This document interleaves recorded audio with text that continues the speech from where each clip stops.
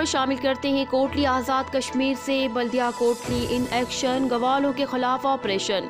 दूध की चेकिंग, नाकिस दूध पर मुतादिद गवालों को भारी जुर्माने आयद, आइंदा मोहतात रहने की हिदायत। मजिस्ट्रेट बल्दिया कोटली चौधरी राशिद महमूद का हमरा टीम इंस्पेक्टर बल्दी Sardar Basharat Asad Iqbal, raider Mohammad Tariq, veterinary doctor Nadeem Janjua और दीगर अलग सुबह दूध की चेकिंग, गवालों के खिलाफ कार्रवाइयाँ। डिप्टी कमिश्नर कोटली डॉक्टर आमर आजम और एडमिनिस्ट्रेटर बल्दिया कोटली सरदार मोहम्मद जाहिद की हिदायत पर की गई। मजिस्ट्रेट बल्दिया कोटली चौधरी राशिद महमूद। गवालों के खिलाफ ऑपरेशन के दौरान मुतादिद गवाले अंडरग्राउंड दूध चेकिंग के दौरान मुतादिद को भारी जुर्माने आयद, आइंदा मोहतात रहने की हिदायत। चौधरी राशिद महमूद। 2 नंबर दूध फरोख्त करने वालों के खिलाफ कार्रवाइयाँ बिला तफरीक जारी रहेंगी।